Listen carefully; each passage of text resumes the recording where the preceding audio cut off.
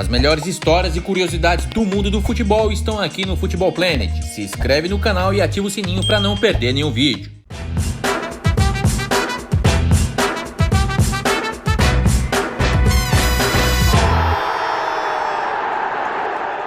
Vamos iniciar o vídeo com o goleiro Wagner. Ele iniciou sua carreira profissionalmente no Bom Sucesso em 1989. De 1990 a 1993, jogou pelo Bangu e se destacou até ser contratado pelo Botafogo. Wagner foi um dos maiores goleiros da história do Botafogo e jogou de 1993 a 2002. Ele foi campeão brasileiro de 95 com o Botafogo, em um time que contava com craques como Túlio Maravilha, Donizete e Gonçalves. Wagner também foi eleito o melhor goleiro daquele campeonato brasileiro. Além do Brasileirão de 95, Wagner também conquistou o Campeonato Carioca de 97 e o Torneio Rio-São Paulo de 98. Ele deixou o Botafogo em 2002 após um problema envolvendo salários atrasados. Depois do Botafogo, ele ainda teve passagens por Santo André, América do Rio e se aposentou no Madureira em 2004. Wagner até tentou a carreira de técnico e treinou o Boa Vista em 2005 e o São Cristóvão em 2007, mas abandonou de vez o futebol. Hoje em dia, Wagner é dono de um restaurante no Mercado do Peixe em Niterói. E ele diz que não sente falta do futebol e que está muito feliz sendo empresário. Agora vamos falar de Elton. Ele iniciou sua carreira profissionalmente em 2000 no Vasco da Gama. Uma curiosidade sobre Elton é que ele passou nas peneiras de Fluminense e Flamengo quando era jovem, mas acabou não dando certo. No Fluminense não deu certo porque ele ia de carona com um amigo e esse amigo se machucou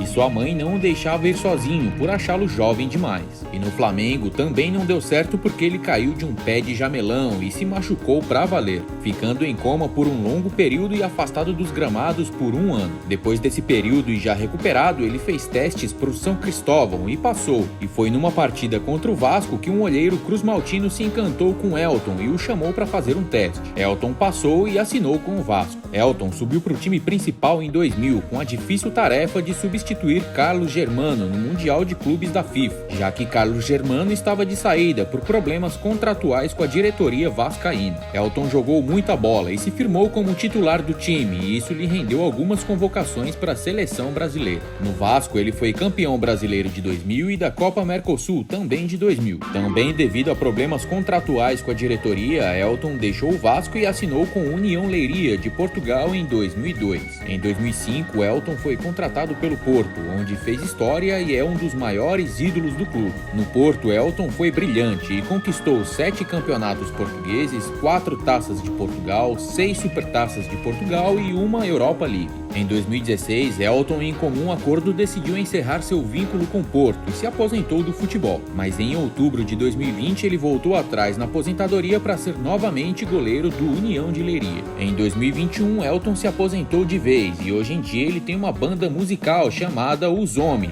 onde ele é o baterista da banda. Agora vamos falar do contestado goleiro Doni. Ele iniciou sua carreira profissionalmente em 2001 no Botafogo de Ribeirão Preto. Ele se destacou no Campeonato Paulista daquele ano e foi contratado pelo Corinthians. No timão, Doni foi campeão do Torneio Rio-São Paulo de 2002, da Copa do Brasil também de 2002 e do Campeonato Brasileiro de 2003. Em 2004, saiu do Corinthians e teve breve passagens por Santos, Cruzeiro e Juventude. No Juventude, Doni conheceu o zagueiro Antônio Carlos, que o recomendou para Roma da Itália. A Roma o contratou em 2005 e todos no Brasil ficaram sem entender nada. Isso porque, na época, Doni não era um goleiro de grande destaque e, do nada, foi parar em um grande clube europeu. Durante a sua passagem pela Roma, ele oscilou entre titular e reserva por várias vezes. Em 2007, veio a primeira convocação de Doni para a seleção brasileira. Dunga, então técnico da seleção, sempre bancava Doni, contrariando os torcedores. Na Copa América de 2007, Doni pegou os pênaltis de Forlan e Lugano na semifinal contra o Uruguai, ajudando o Brasil a chegar na final e a conquistar a Copa América daquele ano. Ainda em 2007, Doni ficou no ranking dos melhores goleiros do mundo feito pela Federação Internacional de História e Estatísticas do Futebol. Doni também participou da Copa do Mundo de 2010, mas era era reserva de Júlio César. Em 2011, Doni foi contratado pelo Liverpool, mas jogou apenas 4 jogos porque começou a sofrer de problemas no coração devido a uma arritmia descoberta em 2004 quando jogava no Santos. Ele revelou que durante o verão inglês teve uma parada cardiorrespiratória e ficou sem batimentos cardíacos por 25 segundos. Após o incidente, foi aconselhado a deixar o futebol ou esperar até 2014 para voltar a jogar. Em 2013, ele assinou com o Botafogo de Ribeirão Preto, mas antes de voltar a jogar, anunciou sua aposentadoria ainda em 2013. Hoje em dia, Doni é empresário no ramo da construção civil e é dono de uma construtora nos Estados Unidos.